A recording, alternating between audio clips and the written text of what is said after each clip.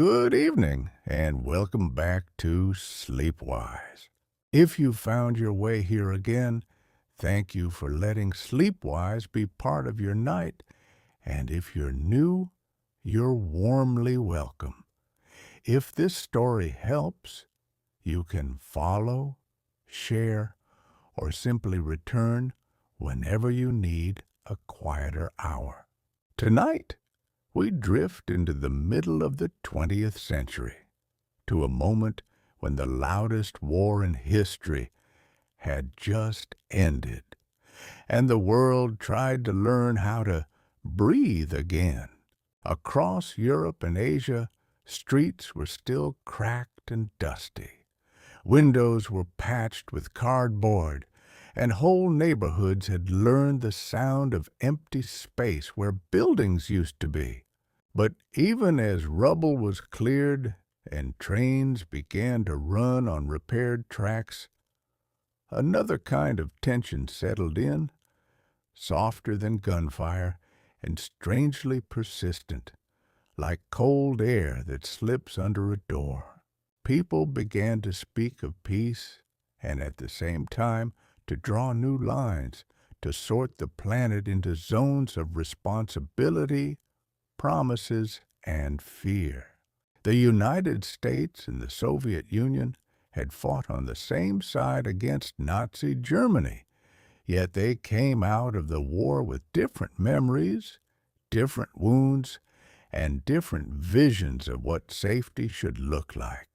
The United States had emerged with immense industrial power and a growing sense that its security was tied to distant places, while the Soviet Union, having lost tens of millions of people, carried a deep desire for buffers, for distance, for borders that could not be crossed easily. In sleepy language, we might call these comfort blankets. But in politics, they became something harder. Spheres of influence, alliances, and the quiet belief that if you didn't shape the future, someone else would. And so, the Cold War began, not with a single declaration, but with a gradual change in the weather, a cooling of trust, a thickening of suspicion, a habit of watching. It showed up in speeches and treaties, yes, but also in everyday routines, in which radio stations you could hear, which newspapers arrived, which streets ended in checkpoints, and which destinations remained forever somewhere else. Tonight, we'll take it slowly, like walking through a museum after closing, where the lights are low and the objects don't ask you to react, only to notice. We'll notice the practical details that made this era feel real. Trains and bridges, ration books and passports, cables under the sea, satellites above the clouds, and the steady human effort to keep ordinary life going while history rearranged itself. For now, let the first image be simple. A map on a table, its paper edges curling slightly, a lamp glowing over it, and two hands hovering above the same continent, each trying to decide where danger ends and where home begins for the night. The map stays on the table, but tonight we look closer at what those hovering hands actually wanted. Not conquest, not romance, but a feeling of control in a world that had proved how quickly control can vanish. In the late 1940s, the language of the moment became strangely architectural. Security, buffers, frontiers, containment, words that sound like walls and locks. even when they were written in memos and spoken into microphones. The United States, far from the ruins, feared that instability would spread like a draft through broken windows, that desperate economies and fragile governments could tilt toward any power offering certainty.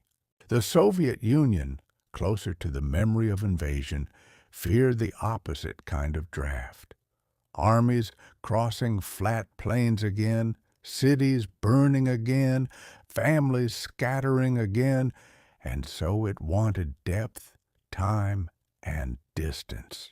These were not identical fears, but they rhymed, and when fears rhyme, two sides can mistake themselves for opposites while building the same sort of machinery. That machinery was often made of money and promises, reconstruction loans, food shipments, factory parts, and the careful rebuilding of rail lines, ports, and power grids, because the fastest way to shape a future is to help someone survive the present. The Marshall Plan is remembered as aid, but it was also a statement that prosperity could be a kind of defense, and that trade, wages, and stability might keep politics from tipping into extremes. In response, the Soviet sphere tightened into its own structures, a network of parties, ministries, planning boards, and mutual commitments that aim to bind neighbors together with policy, ideology, and necessity. You can imagine it as two careful hands building two different shelters on the same windy night, each convinced that if the other shelter grows, their own will collapse. So, alliances formed, and the names began to matter. NATO on one side, and later the Warsaw Pact on the other, each promising that an attack on one would be felt by all, like a shared nervous system. And beneath the speeches, daily life began to reorganize. Passports mattered more, newspapers mattered more. Friendships across borders became complicated, and a simple train journey could become a question with many stamps. Some people heard foreign radio stations late at night, the volume low.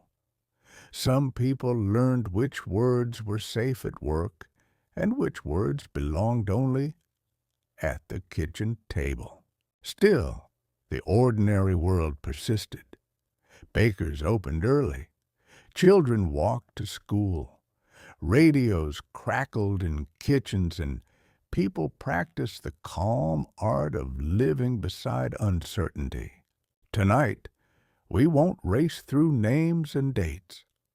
We'll let the idea settle softly that the Cold War was less a single conflict and more a long posture the world held for decades without fully relaxing. And if a posture is held long enough, it becomes normal. So our next step is to visit the place where normal was built out of corridors and boundaries, a city that carried the new era like a heartbeat. Berlin, after the war, was divided among the Allies, a patchwork of sectors inside a larger, Soviet-controlled region, a city of shared streets but separate rules, like one apartment building with multiple landlords. For a time, people crossed between zones in ordinary ways, on trams, on bicycles, on foot, with groceries in their hands, as if politics could be stepped over like a puddle. But the city's geography made it an instrument. If you controlled access to West Berlin, You could squeeze it, test it, and measure how much the other side would tolerate. In 1948, the Soviet Union blocked many land and canal routes into West Berlin, and the response was not a battle, but a timetable. The Berlin airlift became one of the great quiet feats of logistics. Aircraft arriving again and again, bringing coal for heat, flour for bread, and the small medical supplies that make a city feel less fragile. 3 airports became names whispered like directions: Tempelhof, Gottow, and later Tegel, built with astonishing speed, as if the ground itself understood the urgency. At its peak, the airlift ran with a rhythm measured in minutes, landing lights blinking, crews unloading, engines turning back toward the clouds, and air corridors functioning like invisible railways in the sky. What mattered was not heroism, but repetition. Maintenance crews working with cold fingers, controllers tracking patterns, clerks checking manifests, and families learning to trust that tomorrow would also arrive. In winter, coal dust settled on coats and stairwells, and every delivery felt like warmth arriving in pieces. Sacks carried up narrow steps, small hands passing bundles, a city turning logistics into community. The air corridors were narrow and precisely managed. One path in, one path out, altitude layers like shelves, and a rule that kept traffic flowing without argument, because order was the only way to keep pace. Some pilots dropped small parachutes with candy for children called little bombers, with a smile, turning a hard message into a tender gesture that the city remembered. When the blockade ended, the lesson remained. Modern power could be expressed not only with armies, but with supply chains, air corridors, and the simple ability to keep lights on through a winter. Berlin became a symbol, but also a warning that a city could be peaceful on the surface and still sit at the center of a global argument. And in that lingering warning, you can hear the early Cold War's tone, tension expressed through systems, and systems built to endure. Endurance, though, has a companion: attention. As the world settled into blocks, it also settled into listening to radio traffic, to diplomatic cables, to the faint clues hidden in routine. Intelligence work in this era is often imagined as chase scenes and disguises, but much of it was patient observation. Analysts reading reports, comparing photographs, counting shipments, tracking patterns that looked ordinary until they did not. Code-breaking rooms hummed with typewriters and punched cards, and later, early computers which did not feel glamorous so much as stubborn, heavy, and endlessly hungry for electricity. Airplanes flew high with cameras pointed downward, and when balloons drifted and later satellites rose into orbit, the sky became a quiet archive, storing images that could be measured like footprints in fresh snow. Runways were counted, shadows were measured, and new construction was noted. Not because people loved spying, but because no one trusted the other side to announce its plans with a lullaby. Even the oceans became part of the listening. Cables laid across seabeds carried voices and data, and navies treated the deep as a silent hallway outside a closed door.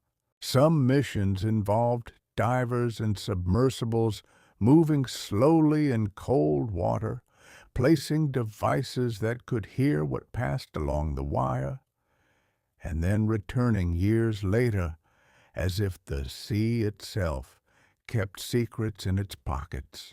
And because so much depended on interpretation, the Cold War trained minds to scan for meaning, to ask whether a new antenna was a warning, whether a movement of ships was a message, whether silence itself was a signal.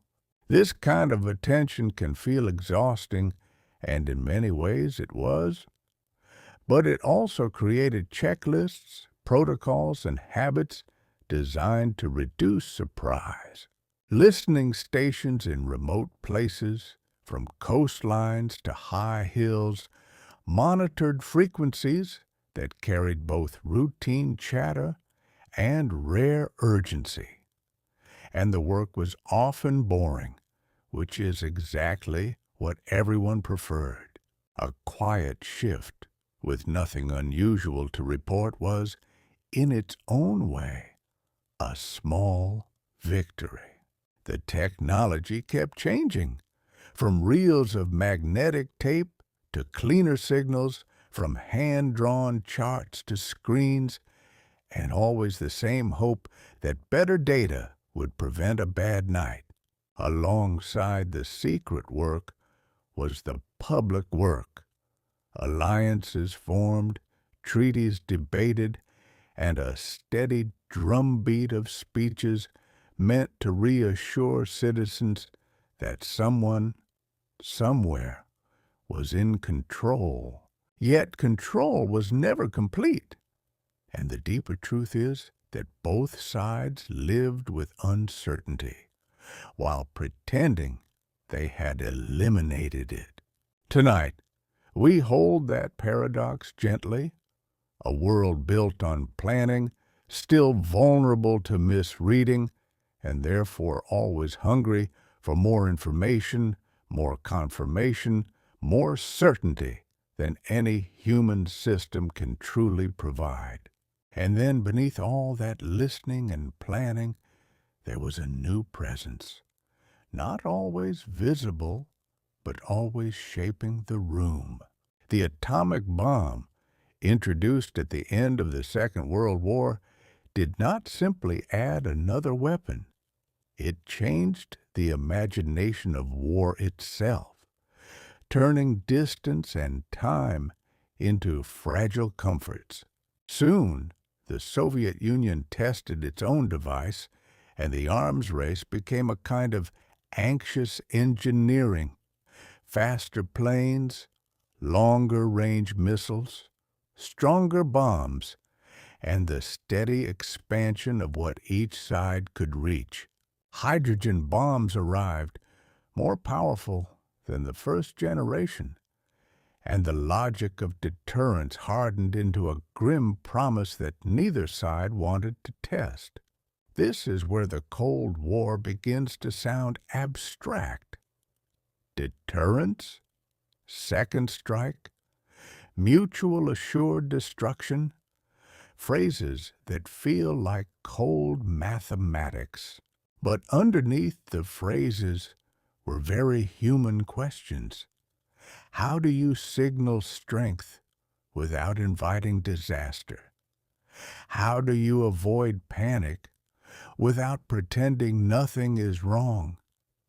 How do you build rules for something you hope never happens? So both sides built layers, early warning radar, command chains, hardened bunkers, and communication links designed to survive disruption. Under the surface of the sea, submarines began to carry missiles quietly, moving like shadows through deep water. Because an unseen force is harder to remove, and therefore In the logic of deterrence, it was considered stabilizing. On land, silos were poured into concrete, and in the air, bombers practiced long routes, a triad of ways to respond, built not for use, but for reassurance. In the United States, school children practiced civil defense drills, sometimes called duck and cover, while adults listened for sirens and read pamphlets that tried to make the unmanageable feel manageable. In the Soviet Union and across Eastern Europe, preparedness had its own forms: training, instructions, and the quiet knowledge that the world's largest powers were balancing on a narrow rail. The world also learned the value of conversation, even between rivals, because when minutes matter, misunderstanding can become a force of its own. Hotlines and back channels were not romantic, but practically ways to reduce the chance that a radar glitch or a misread exercise could be mistaken for intent.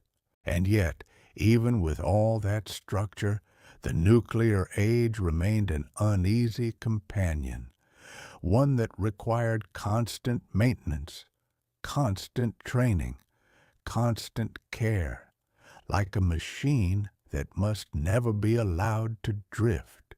Tonight, we won't linger on fear. We'll linger on the quieter fact that so much of the Cold War was about preventing catastrophe through systems, through restraint, through the careful shaping of incentives. Let that be a soft thought as you settle deeper, that history is not only made by ambition, but also by the patient work of keeping the worst doors closed night after night. Tonight, we step upward again, into the thin air where the Cold War learned a new language: orbits. In October 1957, a small metal sphere called Sputnik circled Earth, sending a steady radio beep, and that sound traveled farther than anyone expected, not because it was loud, but because it suggested that the sky had become a route. An object in orbit is simply falling around the planet, forever missing the ground, and once you can place something there, you can place many things: instruments, cameras, clocks, and eventually the quiet infrastructure that helps ships, planes, and phones know where they are.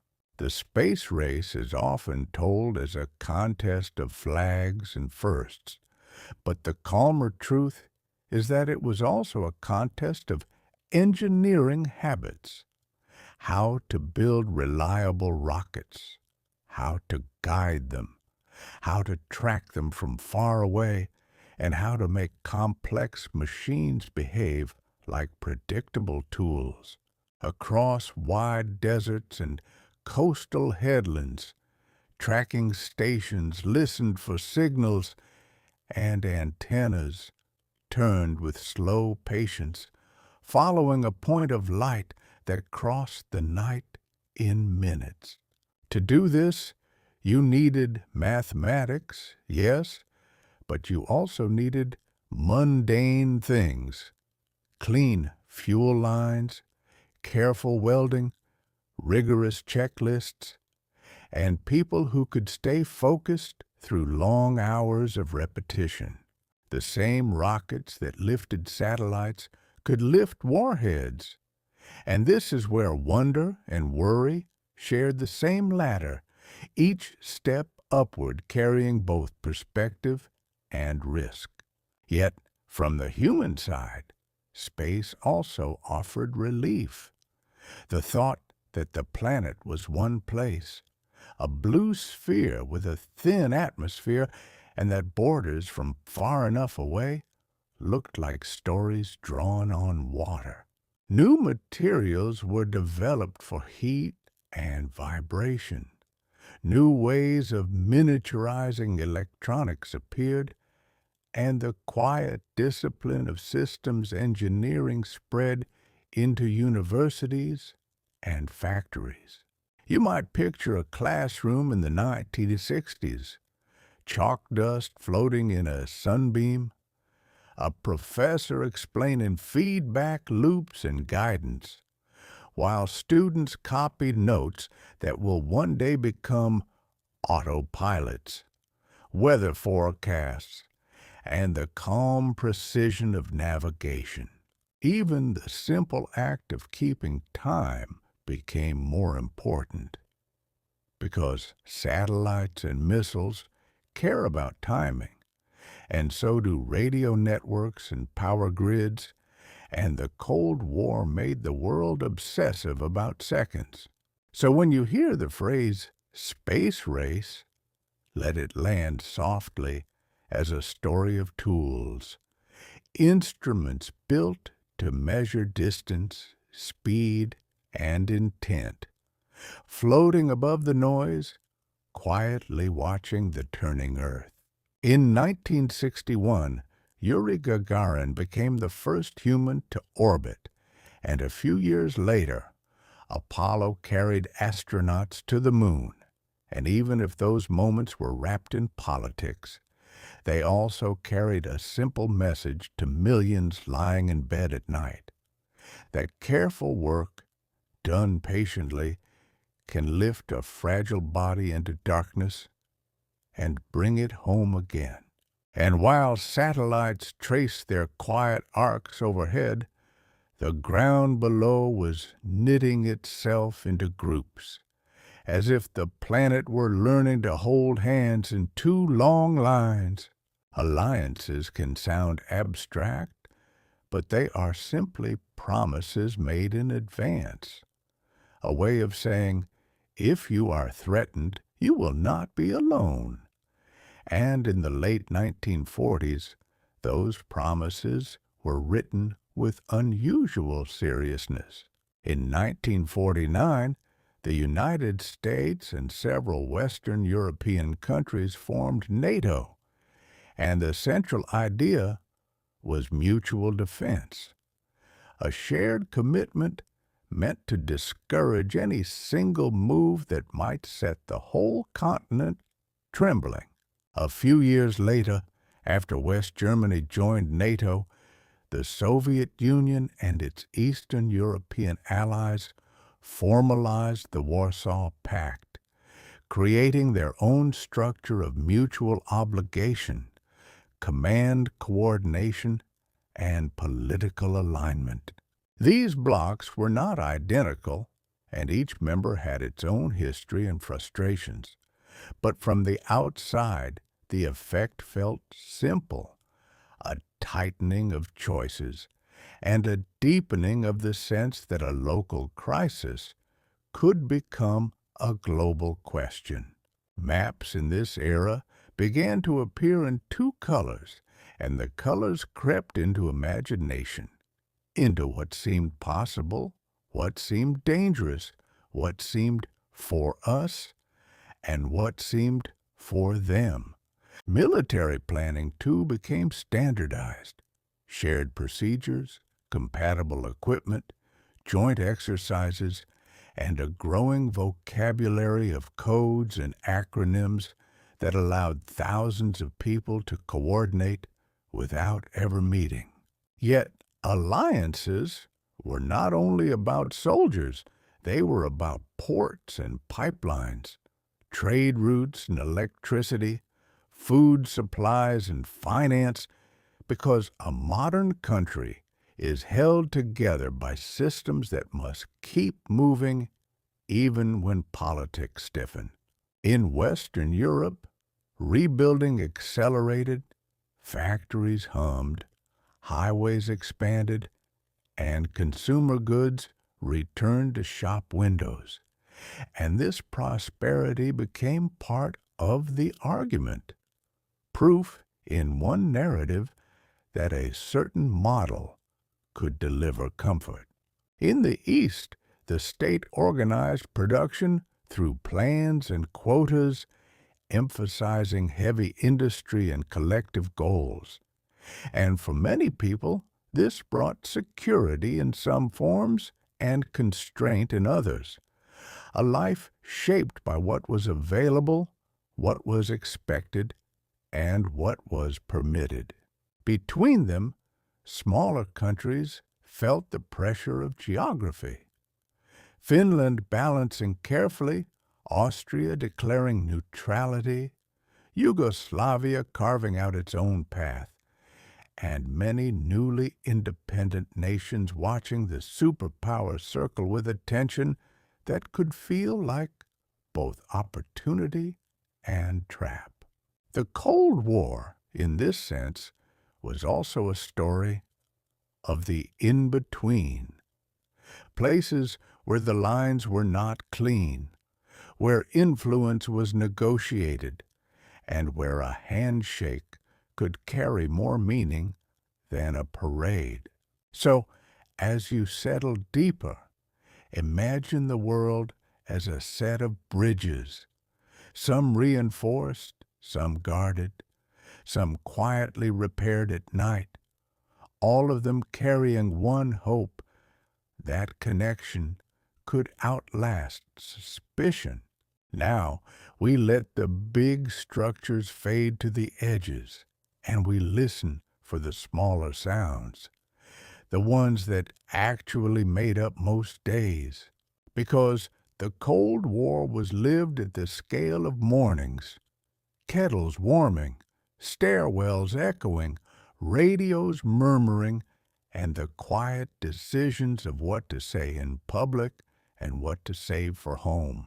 In the West, especially in the United States and parts of Europe, post-war prosperity gradually filled houses with appliances that promised time: washing machines, refrigerators, televisions, and later, the soft glow of color screens, turning living rooms into little theaters. Advertising learned to speak in the language of ease, and supermarkets became a kind of choreography. Aisles of choices, bright packaging, the gentle hum of freezers, abundance presented as reassurance.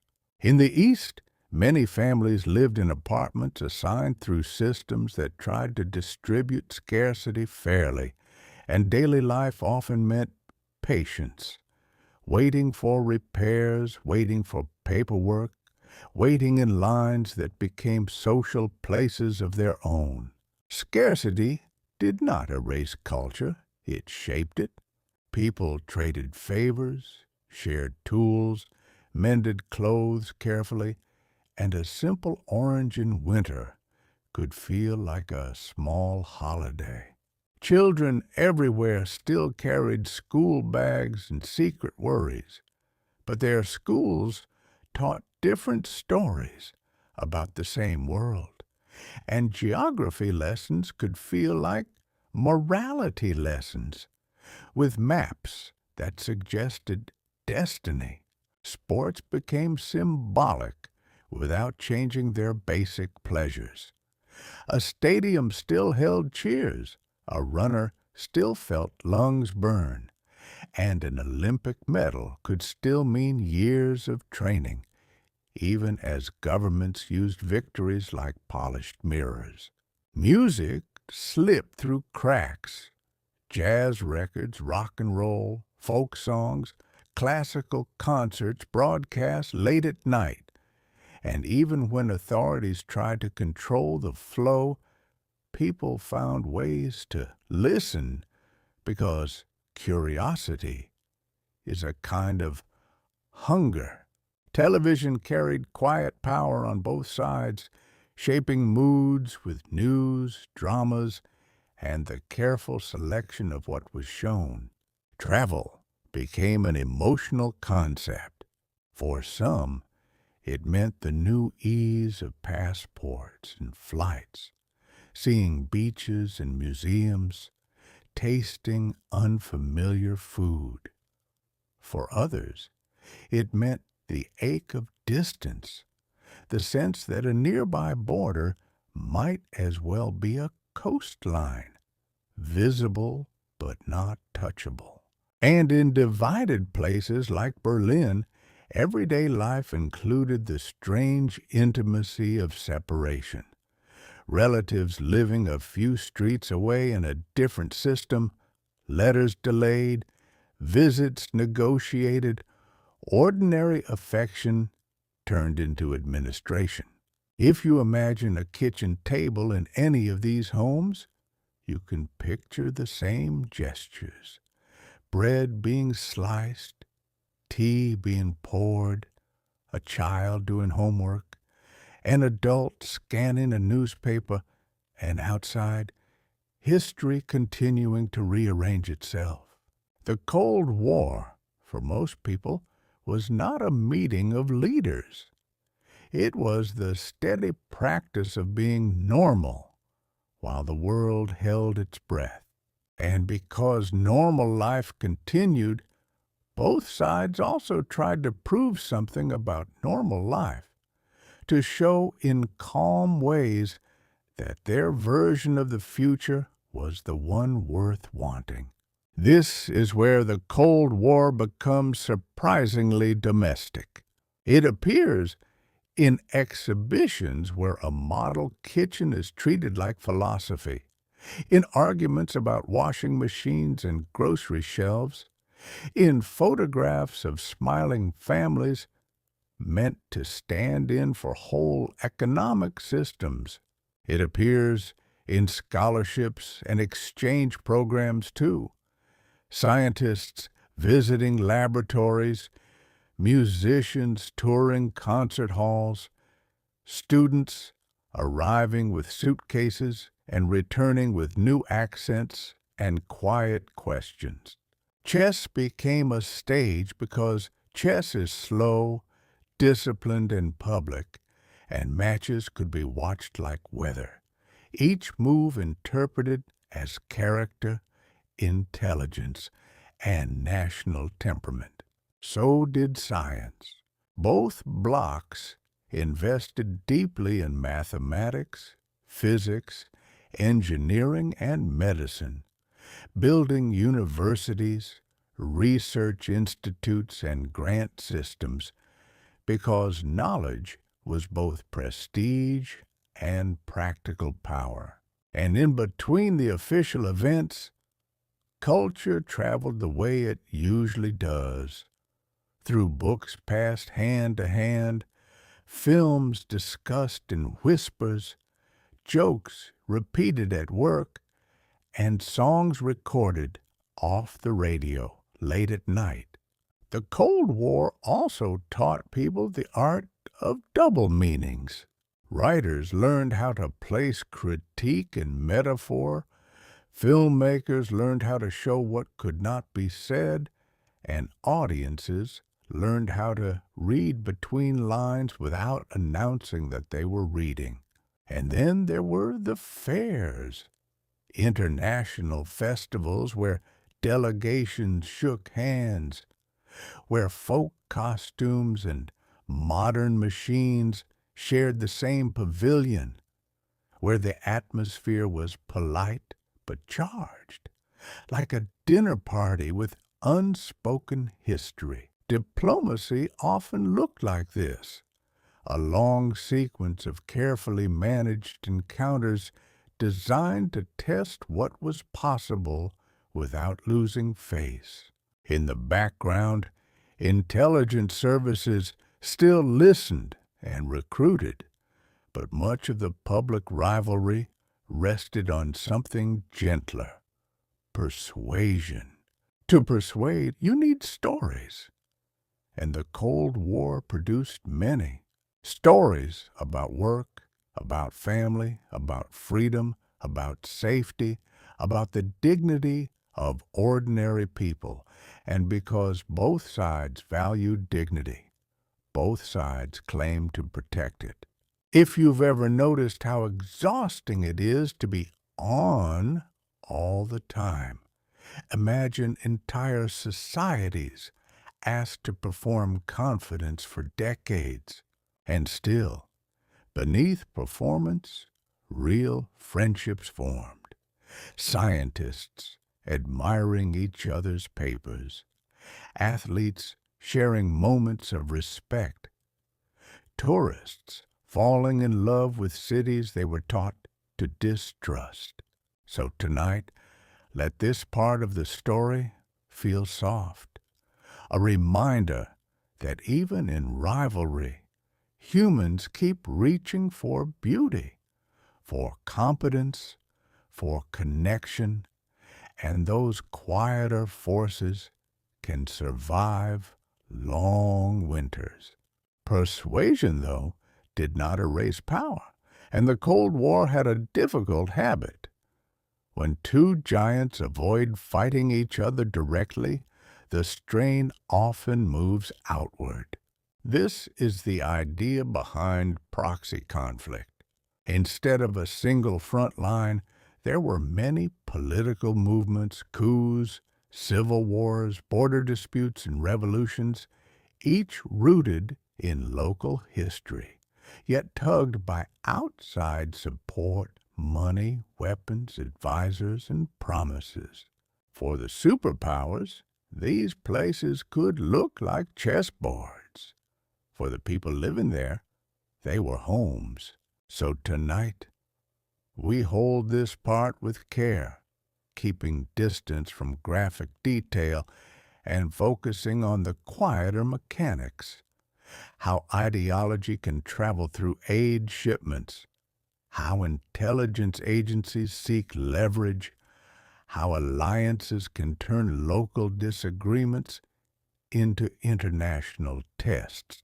Korea, in the early 1950s, became one of the first major battlegrounds of this pattern, and it hardened the sense that the world was divided not just in theory, but in borders. Vietnam, later, became a long and painful mirror of the same dynamic, entangling colonial history, nationalism, and global rivalry, and showing how difficult it is to control a conflict once it has its own momentum. In the Middle East, the Cold War moved through oil, shipping lanes, and newly independent states, with each side courting leaders, funding projects, and watching for shifts that might change regional balance. In Latin America, politics mixed with fear of influence, and outside powers often treated reforms as strategic threats or opportunities. And in Africa, where many countries were emerging from colonial rule, the Cold War arrived as both assistance and interference. Infrastructure projects, military training, ideological education, and the constant temptation to see every local struggle as part of a global narrative. If this feels heavy, let perspective soften it. Most people in these regions still live their days in ordinary textures. Markets opening, buses running, schools teaching, families celebrating weddings, farmers watching the sky for rain. History, even in turbulent places, is made of daily continuity. And for the superpowers, these conflicts fed a cycle of anxiety, each intervention justified by the fear that the other side would gain ground, each gain interpreted as proof that more intervention was necessary. This is how long rivalries sustain themselves, not through a single decision, but through habits of interpretation. As the 1960s unfolded, the world also learned that crises could arrive suddenly in places that seemed small on the map, and then expand until the whole planet felt the vibration. In our next stretch, we'll come to one island close to the United States where missiles and messages brought the world into a few taut days, and where restraint, uncertainty, and communication became the difference between panic and pause. Cuba, in the early 1960s, was a small shape on the map with an enormous shadow. 90 miles from Florida, the island sat close enough to feel like a neighboring room, and yet it had become a place where revolutions, alliances, and pride all met at the same narrow doorway. After Fidel Castro's revolution, the United States and the Soviet Union both watched Cuba with an intensity that made ordinary distance feel irrelevant. Each side carried a different story about what was happening there. And when stories harden into certainty, they can turn compromise into something that feels like surrender. In October 1962, American reconnaissance photographs revealed Soviet missile sites under construction in Cuba, and suddenly the quiet background presence of nuclear strategy stepped into the foreground. What followed is often described as the Cuban Missile Crisis, but tonight we can think of it as a lesson in incomplete information. Leaders and advisors looked at images, weighed options, and tried to guess how the other side would interpret every move, because interpretation was the real terrain. A naval quarantine, carefully named to avoid the legal weight of blockade, was established around Cuba, and ships moved across the sea with the slow inevitability of weather. Messages traveled through diplomats, back channels, and public statements, each one composed as much for the other leader as for the watching world. There were moments when the situation narrowed into a handful of decisions, and those decisions were made by humans who could not see the full board. In the background, crews stood watch in submarines and aircraft, while radar stations kept scanning the horizon and ordinary citizens listened to radios with an unfamiliar stillness. What is most striking in the calmer retellings is how much depended on restraint. Not dramatic restraint, not heroic speeches, but practical restraint. The willingness to pause, to ask for clarification, to avoid moves that would corner the other side into proving itself. Eventually, an agreement formed through layered communication, involving the removal of Soviet missiles from Cuba and, quietly, the later removal of U.S. missiles from Turkey. The immediate crisis eased and the world exhaled, but the deeper imprint remained, a recognition that a modern catastrophe might begin with a misunderstanding rather than a plan. So the Cold War did something quietly wise in response. It began building crisis plumbing, the unglamorous pipes and valves that help prevent panic from turning into momentum. Tonight, as you settle deeper, let the ocean around Cuba become calm again in your mind. Let it be a reminder that history can tighten suddenly, and that sometimes the most important act is simply to keep talking long enough for tension to loosen. After 1962, the superpowers did not become friends, but they became more cautious craftsmen. They began to build systems that could hold disagreement without letting it spill into the worst possibilities. One of the most famous was the direct communications link between Washington and Moscow, often called the hotline.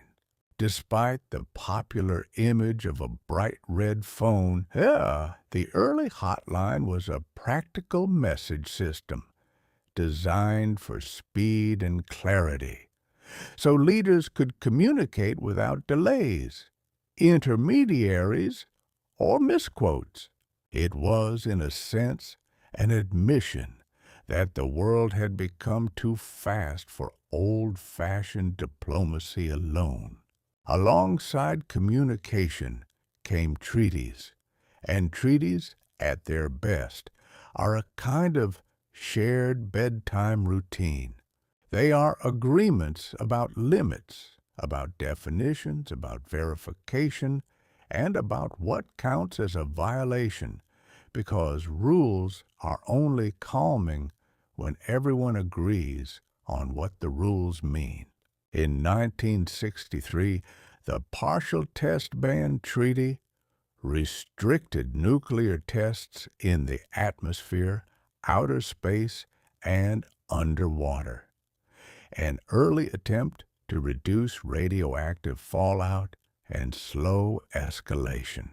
It did not end testing, but it set a boundary, and boundaries can be the beginning of trust.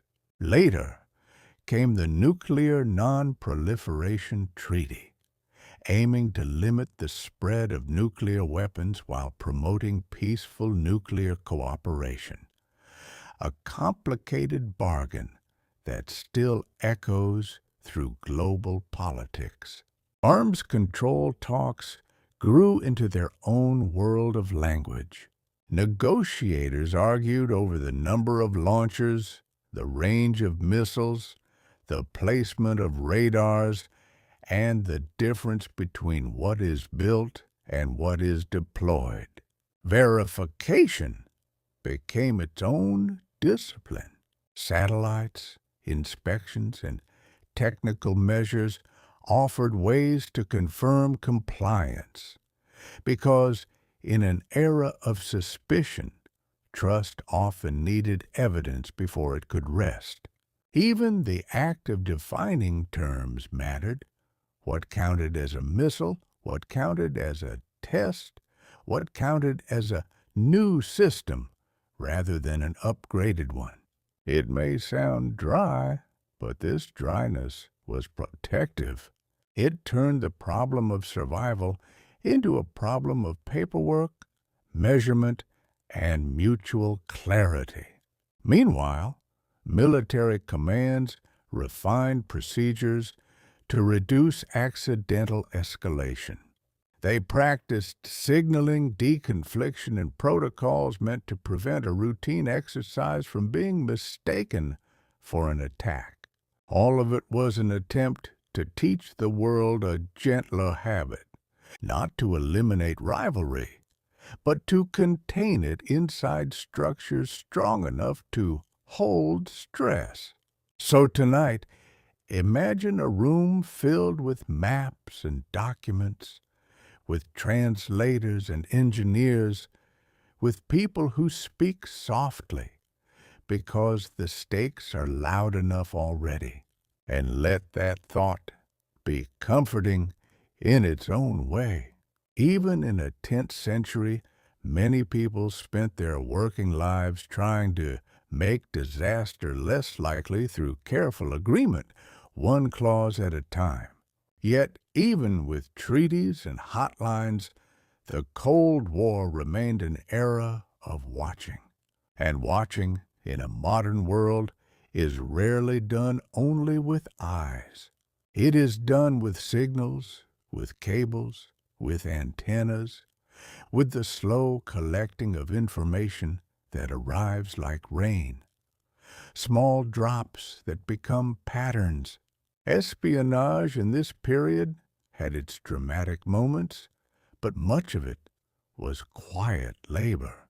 Agents tried to understand intentions, capabilities, and internal debates because in a world divided by ideology, even a rumor could feel like a lever.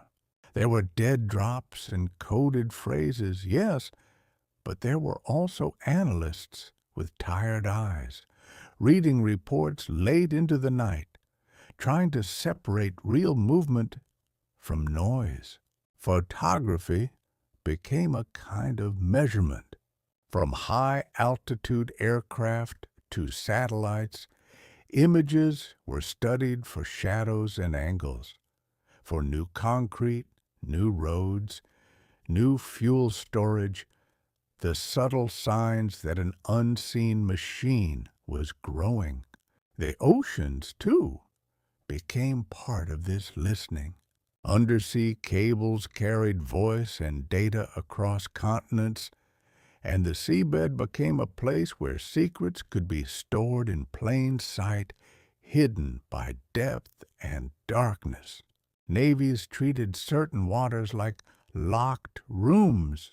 Submarines moved quietly, not only as weapons, but as platforms for observation. Their presence felt more than seen. Sometimes devices were placed to listen to communications along remote seabed routes, the sort of mission that required patience, cold water, and a willingness to move slowly in the dark. On land, embassies were crowded with competing purposes. Official diplomacy happened in bright rooms, while behind the scenes, people watched who met whom, which files were moved, which faces looked uneasy. Radio became another channel of influence and information. Stations broadcast news, music, and commentary across borders, offering alternative stories to listeners who turned the dial carefully, sometimes with curtains drawn. In response, governments tried to control what traveled, jamming signals, regulating publications, monitoring conversations, and building internal security services that aimed to keep societies aligned and predictable. This is the part of the Cold War that can feel claustrophobic. But tonight, we hold it with a softer lens. We remember that even in tightly managed systems, daily life still contained small freedoms. A friendship, a book, a song, a private joke. The quiet courage of thinking your own thoughts while keeping your face calm. And in the long run, it was often these small, human currents that mattered. Because systems can tighten, but curiosity has a way of seeping through, like water finding hairline cracks in stone. So let this segment settle into a gentler truth. The Cold War was built on surveillance and secrecy, but it was also eroded slowly by human life continuing to be human. As the 1960s turned toward the 1970s, the temperature of the Cold War shifted again, not into warmth exactly, but into something like a controlled thaw. This period is often called détente, a French word that suggests loosening, relaxing the grip, and that is close to what happened. Both sides had reasons to want it. The costs of rivalry were immense, the risks were obvious, and the world had learned how quickly a crisis could tighten. So leaders explored agreements that could limit escalation and open channels of trade and communication. In Europe, West Germany pursued Ostpolitik, a policy of engagement with Eastern Europe, aiming to reduce tension through practical contact and recognition. It was a reminder that geography does not disappear. Neighbors remain neighbors, and sometimes the best way to live beside a wall is to make the wall less sharp at its edges.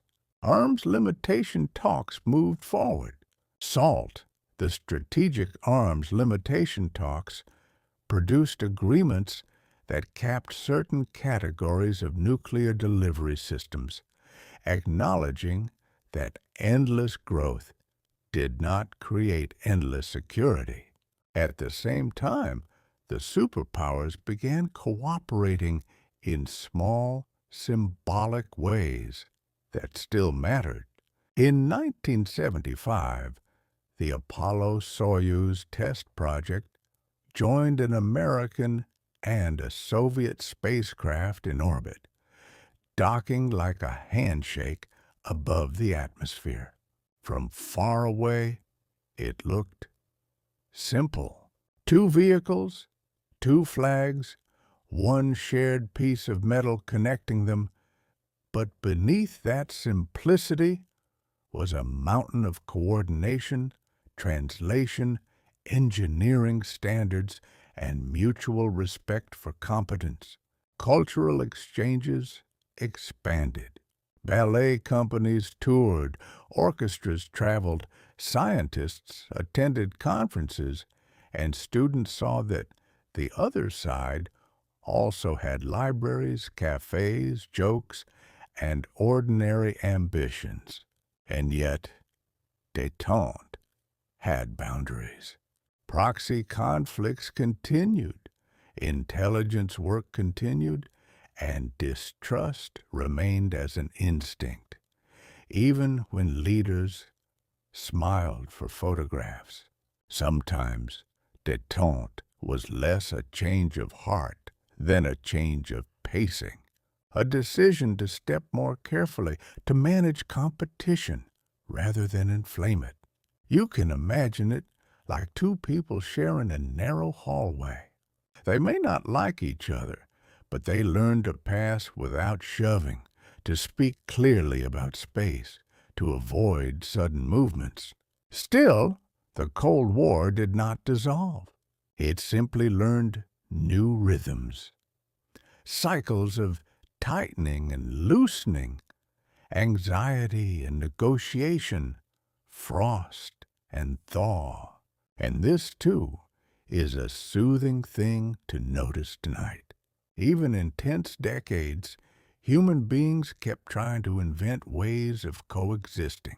Not perfect ways, not permanent ways, but workable ways, enough to get through the night, enough to let the world keep turning.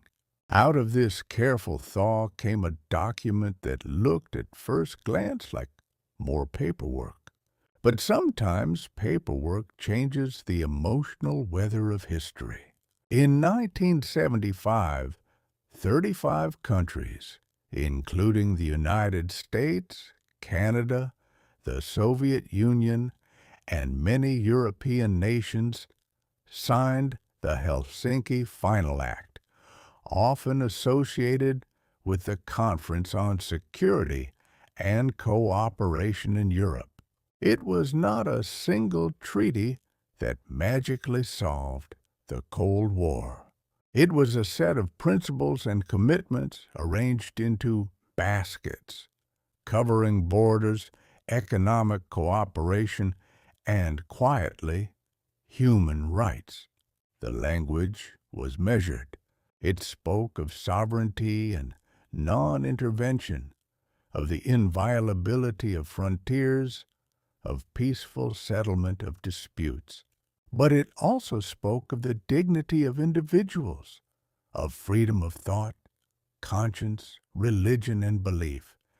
and the importance of allowing people to maintain contact across borders. In the moment, some leaders treated these sections as ceremonial. Words are easy, they assumed, and control is real. Yet, words have a curious power. Once a government signs a document that says certain things, citizens can hold up the paper and say gently, "You promised." In Eastern Europe and the Soviet Union, dissidents and civic groups used Helsinki language as a tool, not a weapon, not a shout, but a reference point, a calm standard that could be cited in letters, meetings, petitions, and conversations.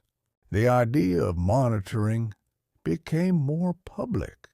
People began documenting violations, sharing information, and forming networks that treated rights as something that could be discussed openly, even if discussion carried risk. In the West, Helsinki also mattered.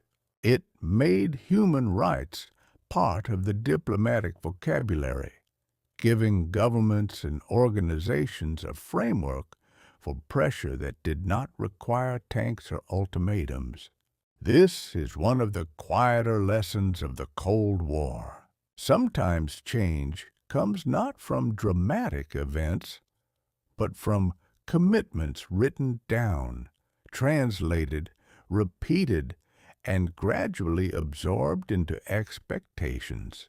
A sentence in a document can become a candle in a dark room, not bright enough to change everything at once, but bright enough to let people see that they are not imagining the shape of the door. So tonight, imagine a conference table, papers neatly stacked, pens placed carefully, interpreters listening through headsets. Imagine signatures written with steady hands, and then imagine those signatures traveling outward into ordinary apartments, into small meetings, into the private resolve of people who wanted their lives to be a little more open. The Cold War was still long, but the language of Helsinki helped give it a new undertone. The quiet idea that endurance can include insisting gently on being fully human. In the late 1970s and early 1980s, the Cold War's temperature shifted again, and the air began to feel sharper. Détente had not disappeared, but it thinned, as if the room had been warmed and then a window was opened. The reasons were many and interwoven, changing leadership, regional conflicts, and economic strain, with both sides sensing the balance might be tilting. In the West, there was renewed emphasis on readiness and the language of strength, partly in response to events like the Soviet invasion of Afghanistan in 1979. In the Soviet Union, leaders watched NATO decisions, new weapon systems, and public rhetoric for signs that the other side might be preparing something more than posture. This is the era when technology accelerated in ways that made misunderstanding easier. Computers were becoming more common, not yet sleek and personal, but embedded in command systems, radar networks, and planning offices, where a screen could turn a single signal into an urgent narrative. Early warning systems grew more complex, combining radar and satellites, and complexity can bring both clarity and new ways to fail. A cloud pattern, a reflection, a glitch in software, a sensor reading that makes sense only in hindsight. Small errors that can look like certainty when the night is tense. So militaries practiced, because practice is how large organizations learn. But practice can also feel like threat when seen from the outside. Exercises simulated mobilization, communication, and escalation procedures. And to an observer who already expects danger, rehearsal can resemble the beginning of a real performance. In 1983, NATO conducted an exercise called Able Archer, which included elements that looked to Soviet intelligence more realistic than usual. The Soviet Union had its own effort, sometimes described as Operation Ryan, designed to search for indications of a surprise nuclear attack shaped by genuine fear. When fear sits at the center of analysis, it can make ordinary signals feel loud. And yet, this is also where the human element quietly matters. There were nights when officers faced ambiguous information and chose caution, treating alarm as something to question rather than obey. If you picture a control room, it is not dramatic. It is fluorescent light, coffee cups, the steady breath of machines, and a person deciding whether a number on a screen is a story or a mistake. This part of the Cold War teaches a gentle lesson about systems. The more powerful our tools become, the more we need calm protocols, humility, and the habit of checking twice. So, as you sink deeper into rest, let the early 1980s soften into a quieter thought. Even at the coldest points, the world was held together by ordinary people doing careful work, one judgment at a time. As the 1980s moved on, the Cold War's pressure began to show in places that rarely appear on posters. It showed up in budgets, in fuel receipts, in factories that needed spare parts, and in households quietly measuring what a paycheck could still buy. Competition is expensive, especially when it includes armies, rockets, intelligence services, and the constant maintenance of readiness. For the Soviet Union, the planned economy could mobilize heavy industry, but it also carried rigidities that made everyday supply less responsive. Shops could be well stocked one week and bare the next, and people learned to plan meals around what appeared, not around what was desired. Repair became a talent. Shoes were resoled, radios were fixed, furniture was kept for decades, and friendships often included the quiet exchange of favors and information about where something might be found. In parts of the West, life looked different, but it was not free from strain. Oil shocks in the 1970s reminded everyone that energy is a heartbeat, and when it stutters, prices ripple through transport, food, and heating. Governments borrowed, industries restructured, and workers faced uncertainty that did not always match the bright promises of earlier prosperity. At the same time, computing and telecommunications began to change what productivity could mean.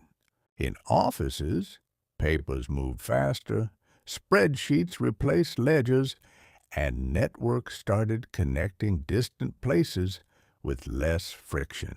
This shift mattered because it changed the underlying capacity of economies, how quickly they could adapt, innovate, and deliver consumer comfort. Comfort, it turns out, is political. When an apartment is warm, when buses run on time, when groceries are predictable, people feel that a system is competent, even if they disagree with it. When basics become uncertain, legitimacy begins to feel thin, like fabric worn at the seam. So the rivalry that began with borders and bombs increasingly became a rivalry of endurance. Which model could keep life steady? Which model could absorb change without cracking? Inside the Soviet Union, reformers debated how to modernize without losing control. Some imagined loosening planning, allowing more initiative, and making production match real needs rather than targets on paper. Others feared that loosening would unravel everything at once, because systems that rely on tight control can treat flexibility like a leak. This is the quieter side of history, not the grand summit, but the daily accounting, the compromises made in kitchens, in factories, in ministries, and on buses on the way to work. So tonight, let the Cold War feel less like a single confrontation and more like two vast machines running continuously. Machines need fuel, maintenance, and parts, and eventually they reveal what they are made of. Not in speeches, but in whether they can keep the lights on gently night after night. By the middle of the 1980s, a new tone entered the Soviet Union's leadership, and the world felt it like a change in wind. Mikhail Gorbachev came to power in 1985, younger than many of his predecessors, and he spoke openly about the need for renewal. Two words became symbols: perestroika, meaning restructuring, and glasnost, meaning openness. Ideas meant to refresh an economy and a society that had grown tired of pretending everything was fine. Openness did not mean sudden freedom for everyone. It meant, at first, more public discussion, more honest reporting, and a little more room for criticism. And once that room exists, it has a habit of expanding. People began speaking about problems that had long been whispered: corruption, inefficiency, environmental damage, and the quiet frustrations of everyday scarcity. In 1986, the Chernobyl disaster also pierced the culture of secrecy. The need to explain, to respond, and to be seen by the world made openness feel less optional and more necessary. In Eastern Europe, these signals mattered. If Moscow would not automatically enforce the old rules with force, then local leaders and local movements began to imagine more choices. Meanwhile, the rivalry in weapons also began to loosen in important places. In 1987, the United States and the Soviet Union signed the Intermediate Range Nuclear Forces Treaty, agreeing to eliminate an entire category of land-based missiles. Inspections and verification made the agreement tangible, turning distrust into a shared process, and the world could watch a dangerous inventory become smaller rather than larger. Summits became less theatrical and more procedural. Translators, briefing books, long walks, and conversations that tried to replace caricature with human detail. At the same time, the Soviet Union's war in Afghanistan, draining and unpopular became harder to justify. When a state is under strain, long wars feel heavier, and the decision to withdraw can be both strategic and emotional, a recognition that force does not always produce control. In the background, technology kept changing. Personal computers began entering homes and offices, and information became slightly harder to contain because copying and sharing no longer required printing presses alone. So the late 1980s began to feel like an era of doors left slightly ajar. Not wide open, not yet, but open enough that air could move. And when air moves, curtains stir, conversations shift, and people notice that the room is larger than they were told. Tonight, let this part of the story feel gentle.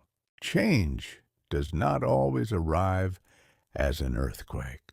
Sometimes it arrives as a policy speech, a newspaper article that dares to be honest, a treaty that reduces a category of fear, and the simple spreading permission to say what you actually see.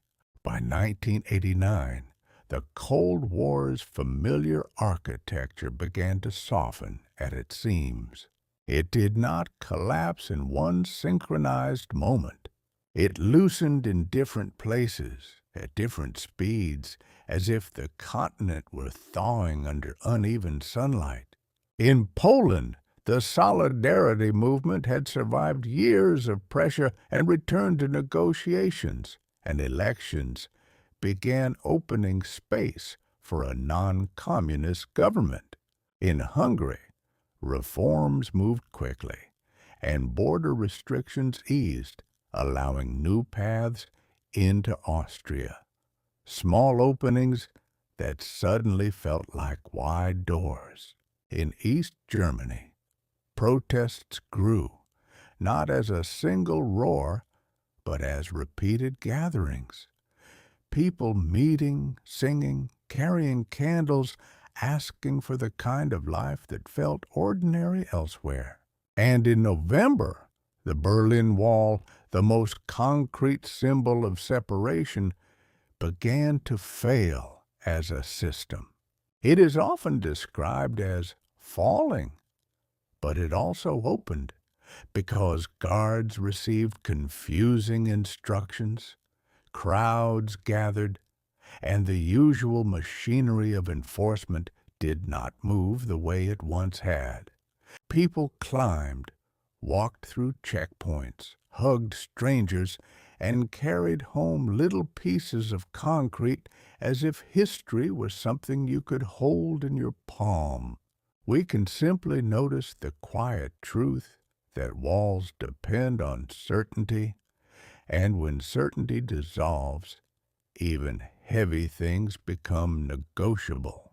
Across Eastern Europe, governments changed.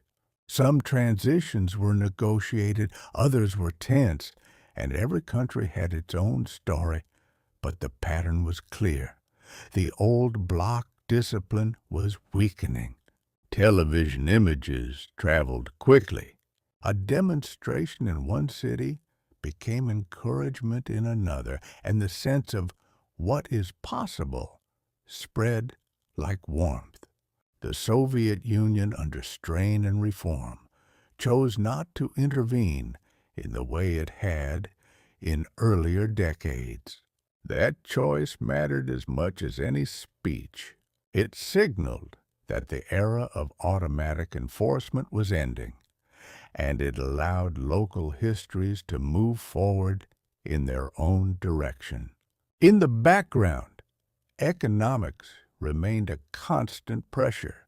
People wanted travel, consumer goods, opportunities, and voice, not as luxuries, but as the texture of a dignified life. And beneath the politics, there was also a human longing for reunion. Families divided by borders imagined holidays together without permits. Friends imagined visits without surveillance, and a train ticket began to feel like a symbol of ordinary freedom. So, if you picture Europe in 1989, picture it at night.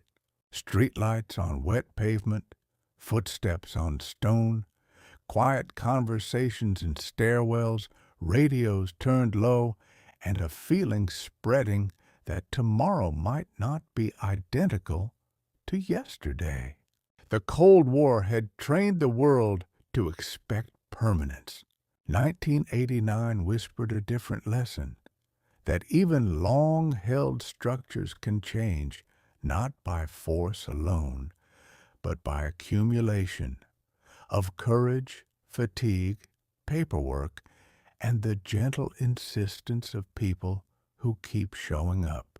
After 1989, the calendar's pages turned quickly, and the Cold War moved toward an ending that did not feel like a trumpet, but like an engine gradually powering down.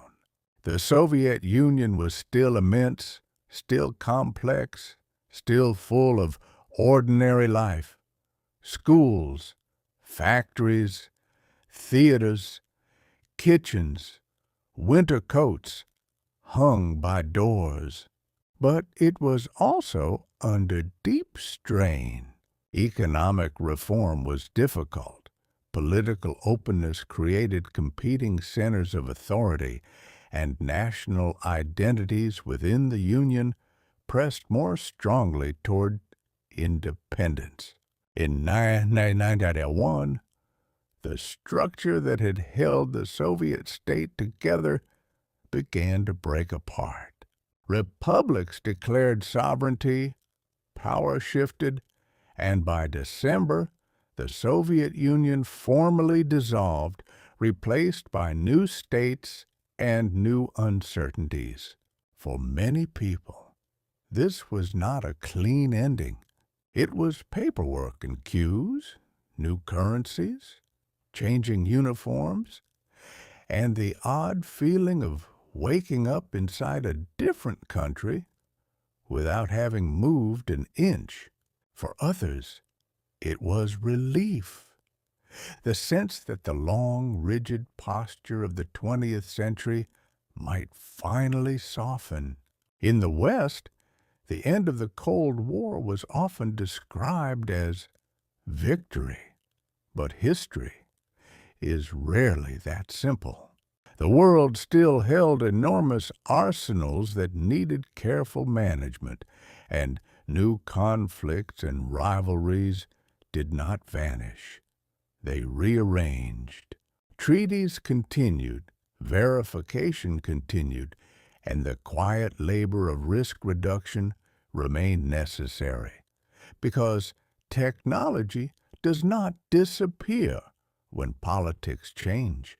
In Europe, borders opened, trade expanded, and institutions evolved, and for a while there was a hope that integration would make war less likely. In Russia and other post-Soviet states, the 1990s brought upheaval and dislocation alongside new freedoms, a complicated mixture that shaped memories for decades. And beneath all of it, the most enduring truth remained human. People who had lived through decades of tension still wanted the same simple things: safe streets, decent work, honest information, and the ability to imagine a future without constant suspicion. So tonight, as we come to the end of this first long journey, we can hold the Cold War gently in the mind, not as a story of constant crisis, but as a story of systems, alliances, technologies, economies, and habits of interpretation that shaped a whole era. We can remember that some of the most important achievements were quiet. A treaty signed, a message clarified, a warning questioned, a decision to pause. And we can remember, too, that ordinary life continued under extraordinary pressure. People making tea, repairing shoes, studying for exams, falling in love, raising children, and laughing at jokes that were not supposed to exist. Let the final image be soft. The same map on the table, edges curled, the lamp still glowing, but now the hands have eased back, and the room is calmer, with fewer lines drawn in haste. The world slows, and so do we. Good night.